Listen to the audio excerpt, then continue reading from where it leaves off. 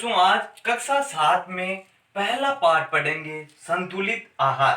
संतुलित आहार, आहार का मतलब क्या होता है? भोजन। हमें अपने जीवन को जीने के लिए किसकी आवश्यकता होती है? भोजन की। बिना भोजन के हमें क्या नहीं मिलती? ऊर्जा नहीं मिलती। और ऊर्जा के बिना हम क्या नहीं रह सकते? जीवित नहीं रह सकते। तो आज हम देखेंगे इस पाठ में संतुलित आहार। संतुलित आहार किसको कहते हैं? संतुलित आहार वह आहार जिसमें सभी प्रकार के पोषक तत्व निश्चित मात्रा में उपस्थित हो उसे हम क्या कहते हैं? संतुलित आहार कहते हैं। ऐसा भोजन जिसमें सभी प्रकार के पोषक तत्व निश्चित मात्रा में उपस्थित हो तो उसे हम क्या कहेंगे?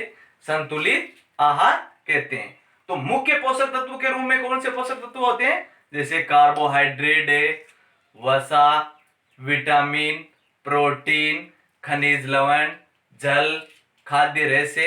तो ये सभी प्रकार के मुख्य पोषक तत्व अगर निश्चित मात्रा में, इनकी निश्चित मात्रा अगर भोजन के रूप में उपस्थित है तो ऐसे आहार को हम क्या कहेंगे?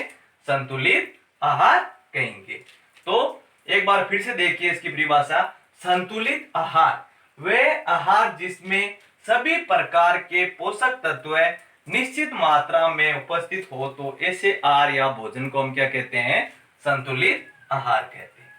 अब इनमें से कोई भी मुख्य पोषक तत्व अगर भोजन में उपस्थित नहीं होता तो ऐसे पोषक तत्व, ऐसे भोजन को हम क्या कहेंगे? असंतुलित आहार कहते हैं। तो आइए बच्चों हम देखते हैं असंतुलित आहार की परिभाषा।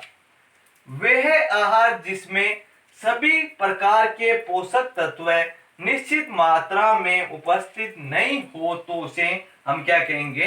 असंतुलित आहार कहते हैं। असंतुलित आहार का मतलब क्या होता है?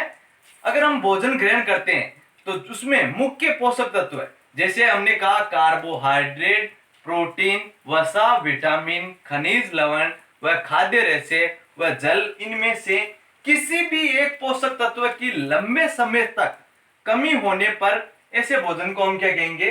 असंतुलित आहार कहेंगे। अगर इनमें से एक भी पोषक तत्व अगर लंबे समय तक कमी हो गई है तो ऐसा भोजन हमें क्या कहलाएगा? असंतुलित आहार कहलाएगा।